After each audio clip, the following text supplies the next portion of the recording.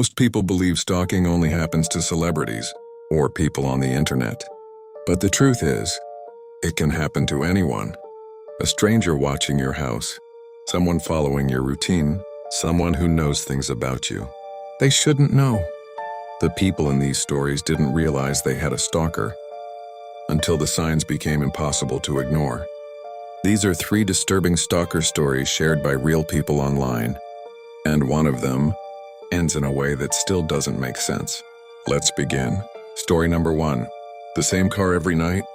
It started with a car, a dark sedan parked across the street from my house. The first night I noticed it, I didn't think much about it. People park on my street all the time. But the next night, it was there again. Same exact spot. Engine off, lights off, just sitting there in the darkness. At first I assumed it belonged to a neighbor, but after a few days, I realized something strange. The car only appeared late at night, usually around 11 p.m., and it was always gone by morning. One night while taking out the trash, I decided to get a closer look. I walked toward the street slowly. The closer I got, the more I realized I couldn't see inside. The windows were tinted almost completely black. I stopped about 20 feet away. For a moment, nothing happened. Then suddenly the engine started. The headlights turned on, and the car slowly drove away. That's when I started feeling uneasy. The next night I watched from my window. Every light in my house was off. The street was completely dark, and right on time. The car pulled into the same spot. It sat there for almost 20 minutes, not moving. Then something inside the car lit up, a faint glow, like a phone screen. For a split second, the light reflected on someone's face. They weren't looking down at the phone. They were staring straight ahead, straight at my house, straight at my window. I called the police that night. They searched the street, but the car was gone, and it never appeared again. But sometimes late at night, I still catch myself looking outside, half expecting to see headlights, parked across the street. Story number 2. The camera that moved.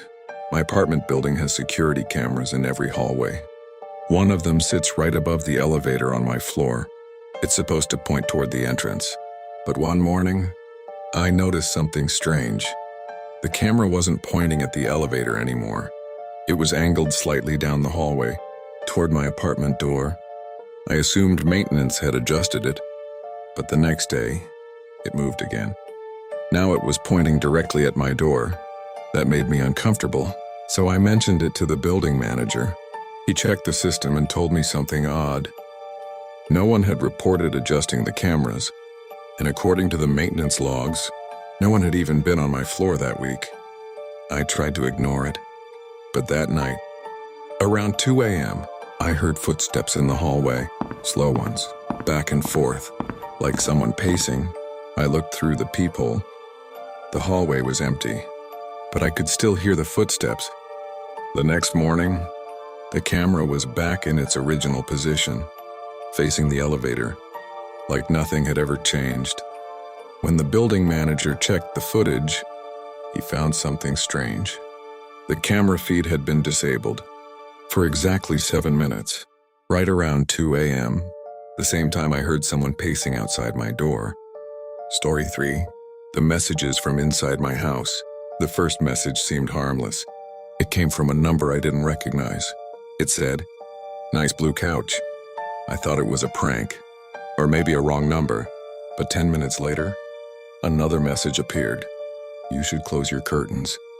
That's when my stomach dropped, because I was sitting on my blue couch, and my curtains were open. I walked to the window and looked outside. The street was completely empty. No cars, no people, no movement. Then my phone buzzed again. Too late. I closed every curtain in my apartment, locked the door, and checked every room. Nothing. No one was there. I tried calling the number. It went straight to voicemail.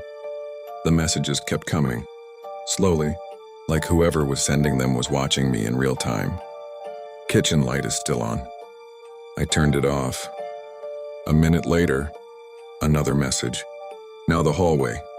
My heart started racing because the hallway light was still on, and there was no way someone outside could see it unless they were inside the building. Or worse, inside the house. I called the police immediately. They searched my entire apartment. Closets, bathroom, under the bed, everywhere. No one was inside. But when I checked my phone afterward, the final message had already been sent. 2 minutes before the police arrived. It said, "They're coming up the stairs."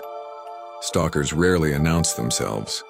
Most of the time, they stay hidden, watching, waiting, learning your routine. And sometimes, by the time you realize what's happening, they've already been watching you for a long time. So tonight, before you turn off the lights, take a quick look outside, just to make sure no one is standing there. Subscribe to HiddenVerse for more real stories of people like this.